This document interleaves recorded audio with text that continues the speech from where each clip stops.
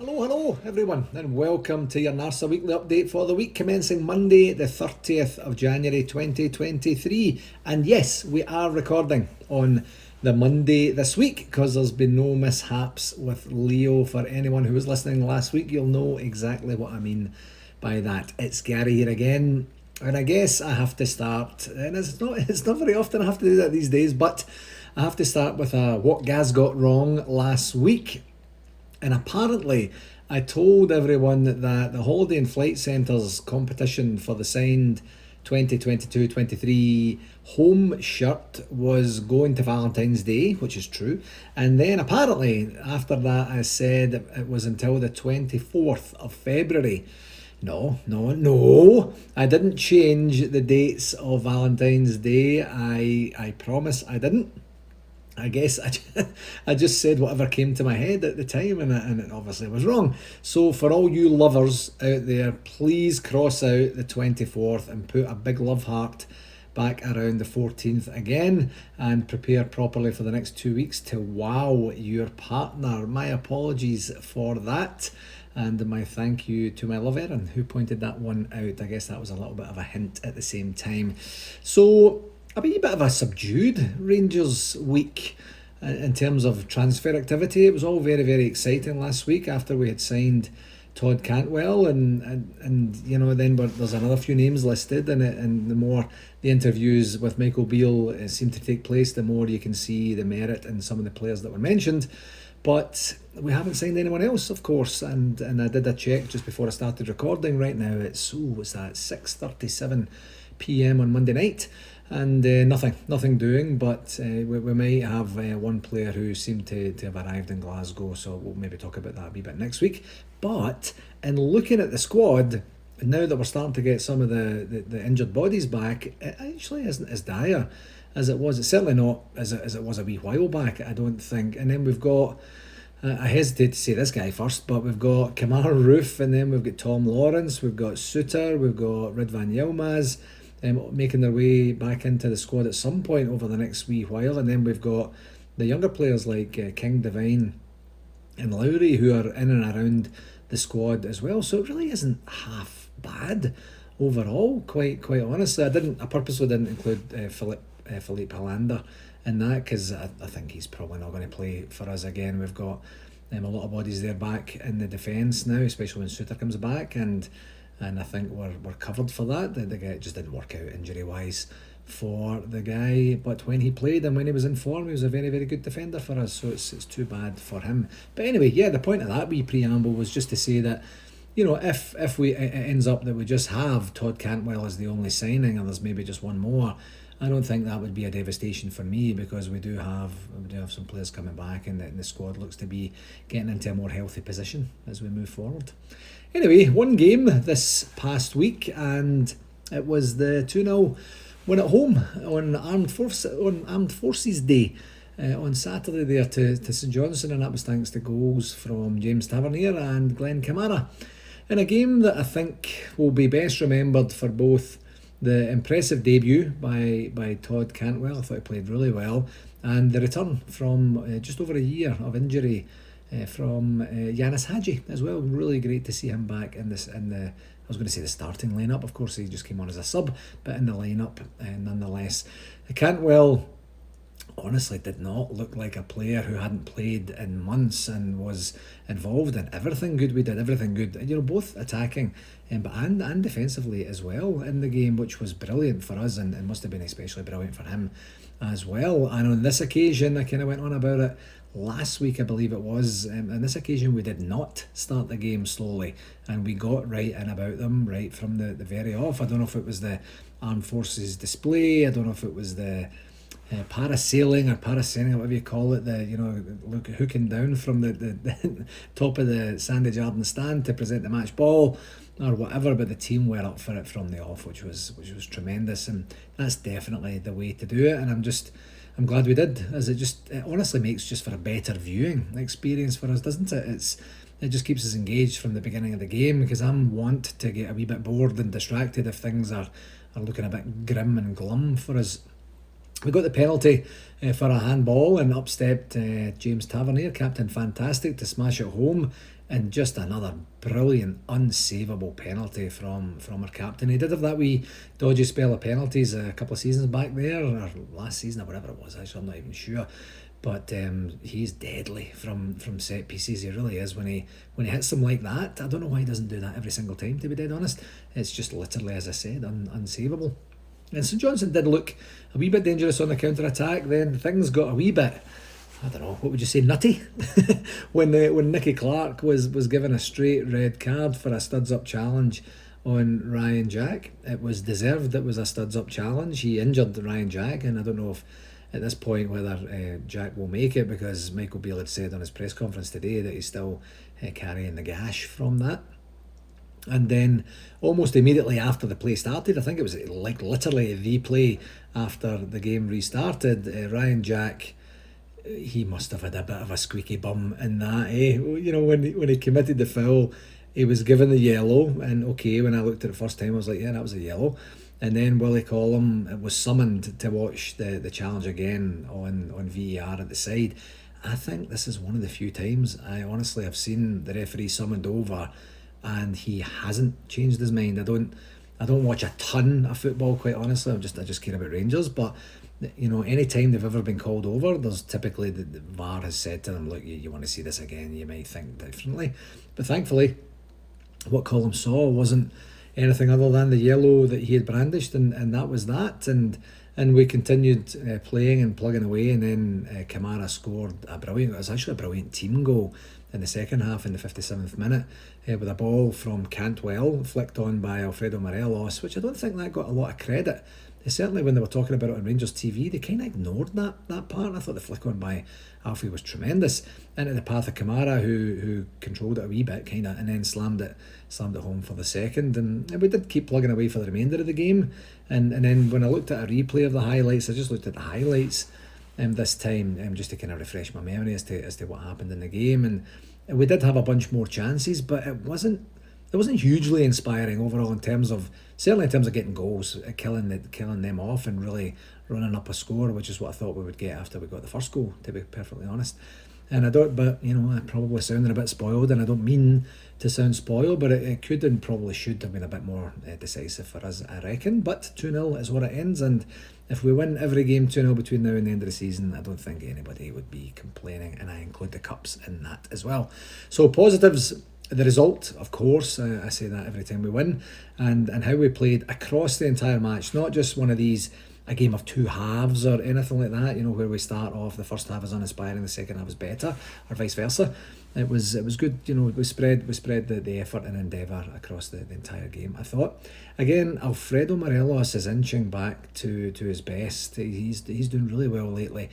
Todd Cantwell had a terrific debut, as I mentioned earlier there. Yanis Hadji getting back, Tony Goals getting some minutes in their legs as well, and nothing bad happened in terms of injuries or anything like that as well, so that's a positive as well. And that's 9 wins and a draw from Michael Beale's first 10 games as Rangers manager, which is really good shooting. It should have been 10 wins, honestly, folks. We let that one against the mob from the East End slip, we really did. And in this game we had 17 shots on goal to St Johnstone's 3 and enjoyed 69% of the possession, so pretty dominant overall. A really solid victory for us. Negatives, apart from not scoring more goals, I don't really have many negatives at all from this one. It was consistent, efficient, a wee bit of entertainment. Good to see the players back that I mentioned earlier, or Todd there and Hadji coming back. And you can tell it's from a team who are continuing to improve under their manager, so it was good, really good. On the referee watch, so here we go. Willie Collum managed to book 6 players and brandish 1 red card. So 6 yellows and 1 red in a game that I just did not think was particularly nasty or over the top in any way. Other than that, I actually think he refereed the game very solidly and have no complaints throughout the entire match. He did have the big call for the VAR check on Jack's challenge and showed bravery and quite frankly common sense to leave it at the yellow. And I think maybe one of the reasons he did was he had an absolutely perfect view of it and called it as he's seen it in the moment. Like, he couldn't have had a better view of it. And sometimes in the past we've complained about referees who had a brilliant view and still got it wrong. He had a brilliant view, he got it right, and then he backed up his own decision. And I think Andy Little was on RTV had said things can always look a wee bit different on replays, and especially when it's slowed down. But good on Willie Collum for sticking by his decision and not giving it, because maybe if he had of, I don't think I would have been complaining too much. I would have been on a wee bit of a downer. So for that, it's not very often Willie Collum gets praise in my book, but credit where it's deserved, and he's going to get an 8, a solid 8 out of 10 for that game. So good for him for doing what he had to do. 2 games this week. We are away to Hearts at Tynecastle on Wednesday the 1st of February. That's a 2:45pm Eastern Standard Time kickoff. That's 7:45 UK, of course. And the last time we played them was the 1-0 victory back at Ibrox, back on November the 9th, courtesy of a goal from Malik Tillman. And I think that was the penultimate game for Giovanni Van Bronckhorst, if I'm right. Then we had the draw the week after against St Mirren, and then it was Churio Gio, and then we did enjoy a 4-0 victory back at the beginning of October at Tynecastle, actually, with a double from Tony Goals and one apiece for Alfredo Morelos and Ryan Kent. So either one of those scores would be good. The 4-0 one would be even better, just to give us a wee bit of respite and peace towards the end of the match, please and thank you. Second one is this Saturday against Ross County in the league, and that's at Ibrox, and that's Saturday the 4th of February, and that's at 10am Eastern Standard Time kickoff, 3pm UK.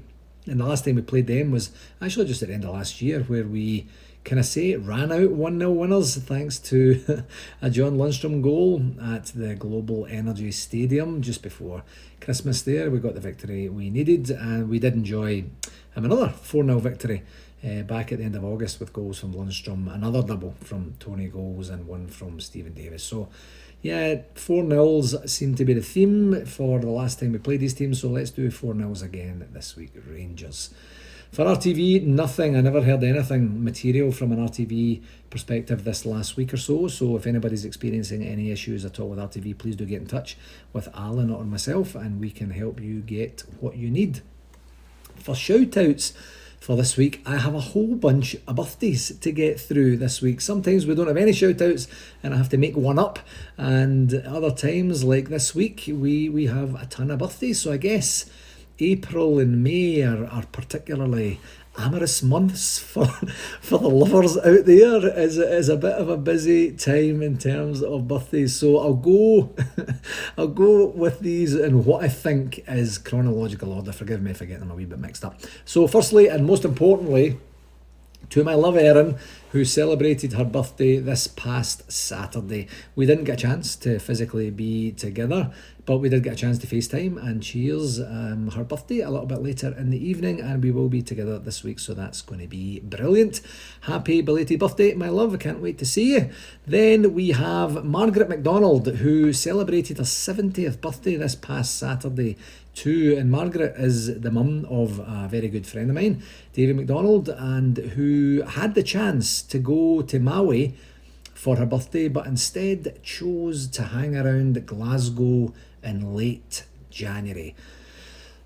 Okay, so not the brightest star in the sky, obviously, but a real sweetheart nonetheless. Happy birthday, Margaret. It looked like you had a fantastic day, and I hope you're enjoying your birthday week.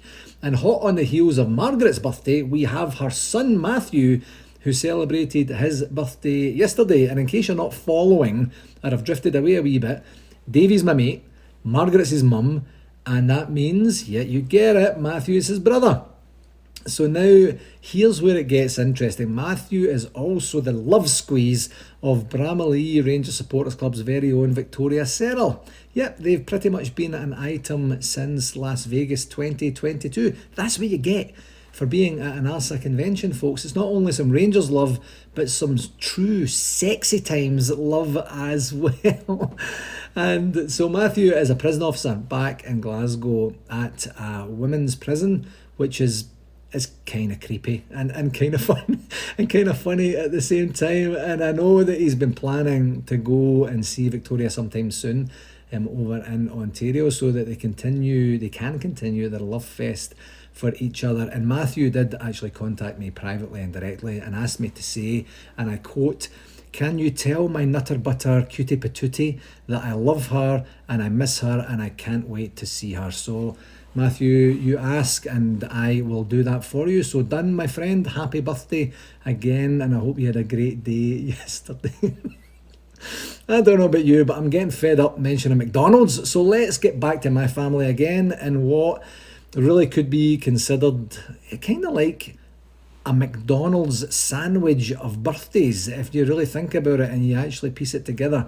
There, do you see what I did there? A McDonald's sandwich of birthdays. Okay. Oh, this is awful, isn't it? Anyway, next up is my nephew, Callum Carey, who is, I don't actually know what age he is. He's 30 something.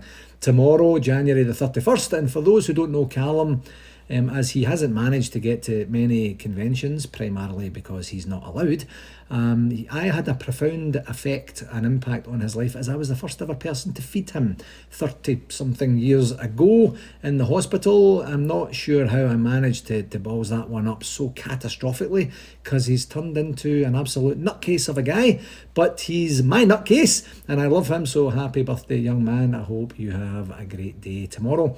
And finally, because this is the longest birthday montage ever, my wonderful brother-in-law and NARSA social media guru, Andy Carey, celebrates his birthday this Thursday, the 2nd of February.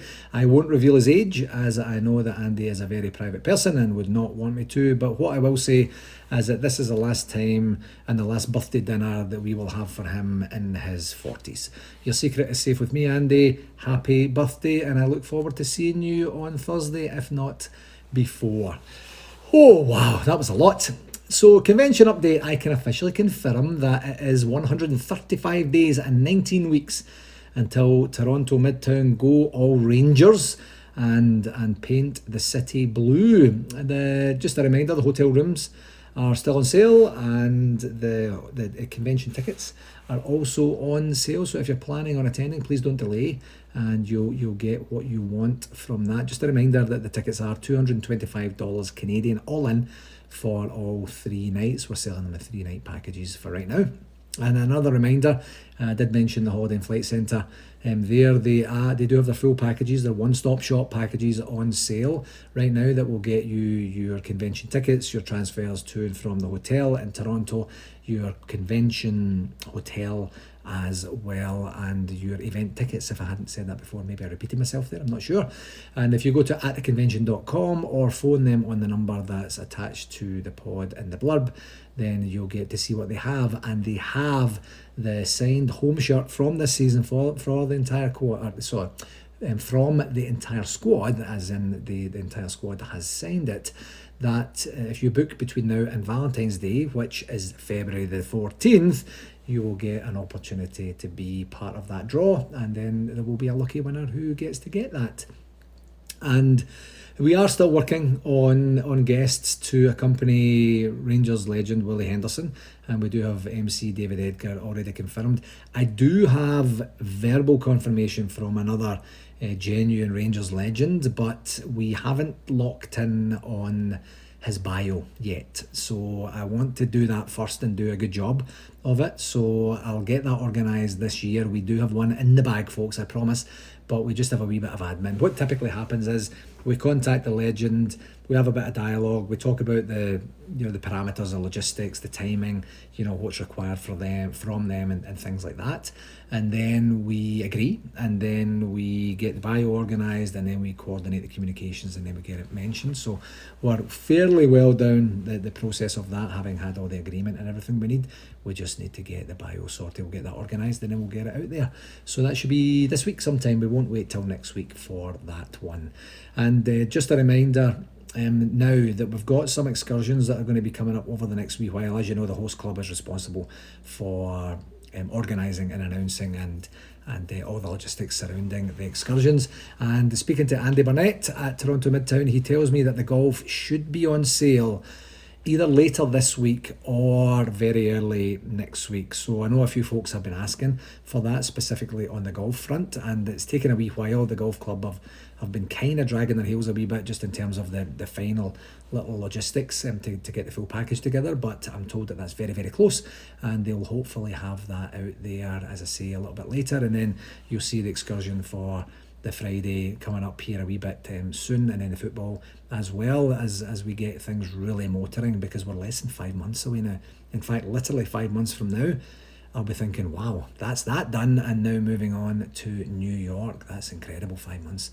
Just a wee reminder that this weekend we are heading over. Most of the NARSA executive, Alec and Alan, can't make it through work commitments, but the remainder of the NARSA executive are going to go over to Toronto and do meet the hotel staff, do a hotel walkthrough that's planned for the Sunday morning, and meet with and enjoy the game with the Toronto Midtown and Toronto Central clubs over at the Madison pub. And the Madison Avenue pub is the correct name, I believe. And it's basically just to make sure we have all our logistics well in hand. Of course, we do have our general meeting, which is the agenda, and the supporting documents went out for that on the weekend there. So hopefully we'll get a bunch of people joining the call. The general meeting, for whatever reason, is historically kind of sparsely attended. I'd really love it if people could attend. We are going to have a Zoom meeting at the same time, so to be able to answer any questions from people remote, and anybody who's in the greater Toronto area. It would be great to see you down there and get a chance to tip back a few beers and have a bit of a laugh and that. So if you're in the area, please come down and say hello. I think we might maybe be doing something on the Friday night as well. I know we've got a meeting with Toronto Midtown just to talk about logistics and stuff like that, kind of after work time on Friday, but the Friday night, the rest of the Friday night is kind of free. So if you're interested in coming down, please get in touch, and I'll let you know where we're going to be, and I can give you my mobile number, and we can at least keep in touch and hopefully get a chance to see some friendly faces. And and then the general meeting, we'll get that's 12:30 start, 12:30 Eastern Standard Time start. We'll get through that probably about an hour or so.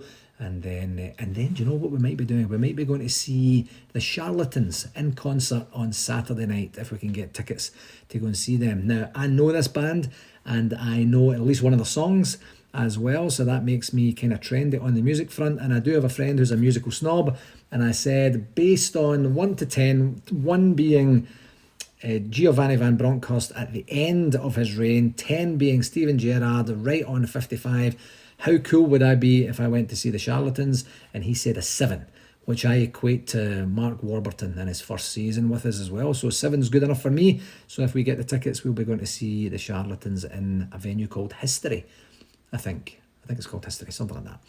Anyway, on to the communication section. On the comms front for this week, there was a wee bit of activity that I'll get through for you here. The first one was the opening of New Edmiston House this past Saturday, which is what they're calling the phased opening, because not the entire facility is completely open and accessible yet. And the article promoting the opening said, Rangers is thrilled to announce New Edmiston House will officially open ahead of Saturday's match against St Johnstone. This was last week, of course.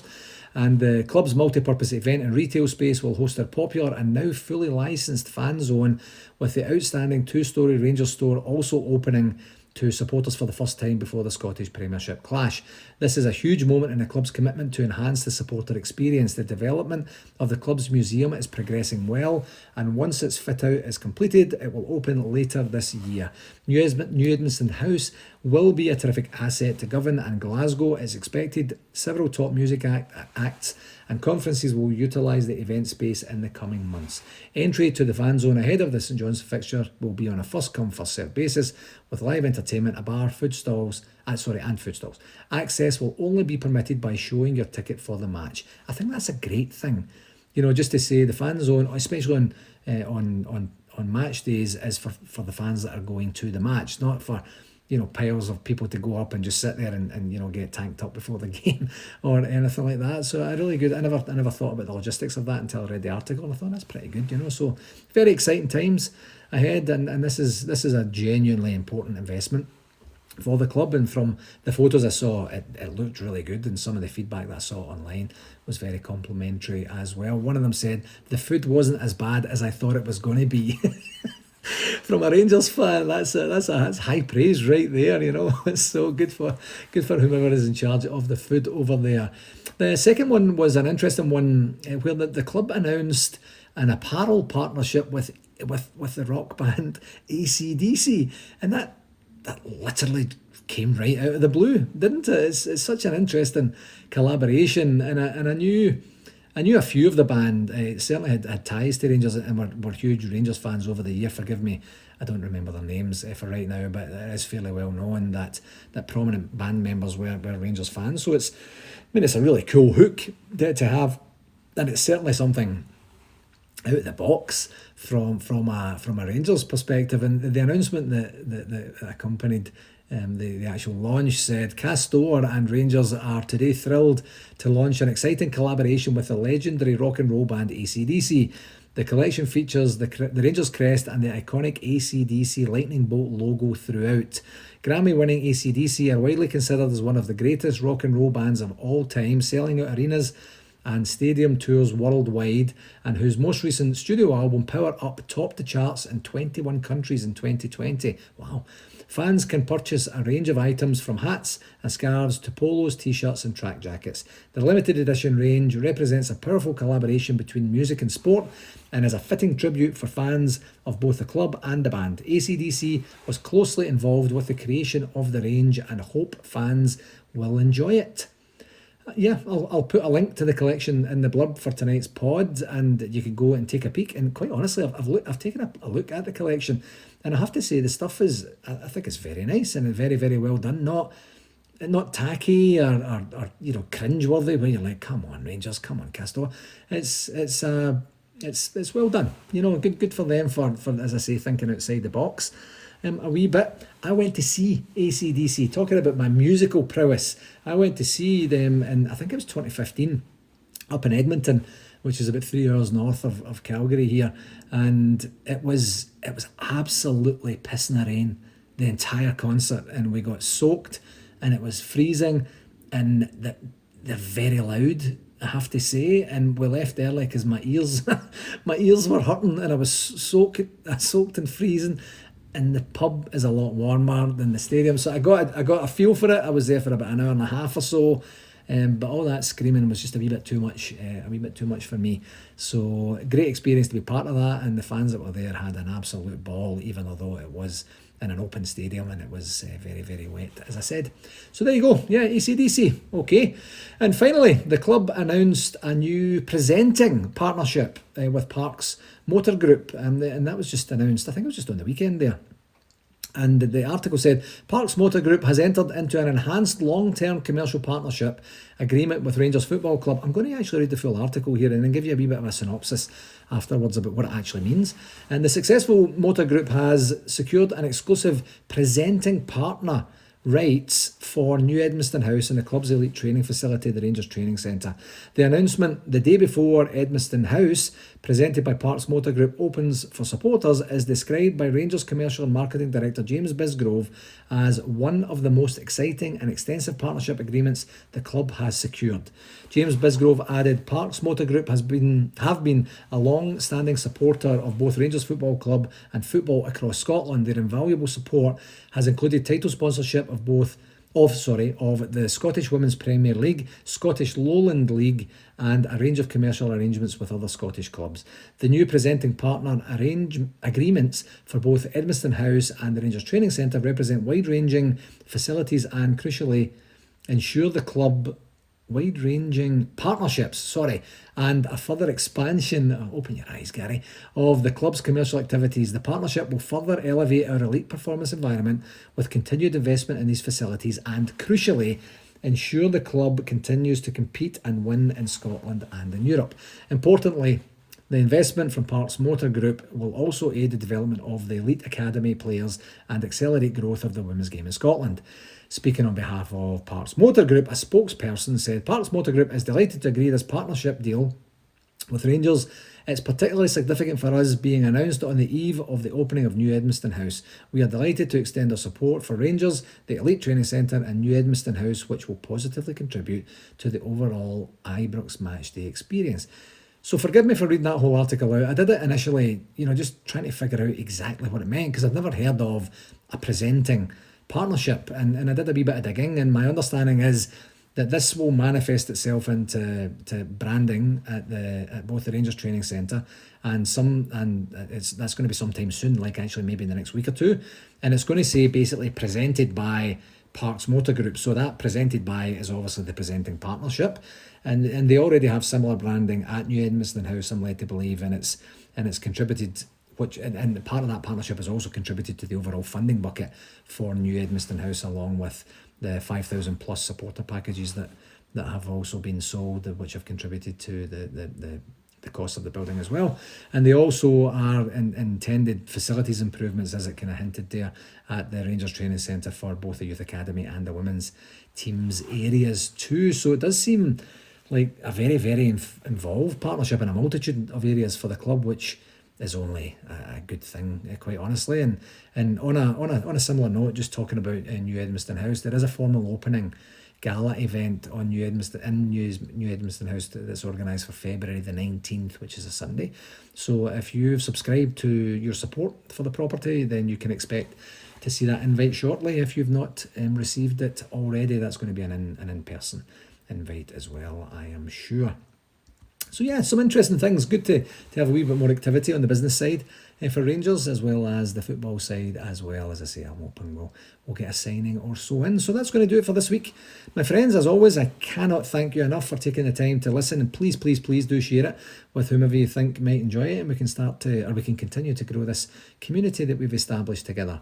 Until next week, here's to another 2 very important victories, maybe a transfer or 2 coming in tomorrow, and maybe, just maybe, some dropped points in the East End. Come on, drop some points, will you please? Until next week, please take care of yourselves and all the very best, folks, okay? Cheerio.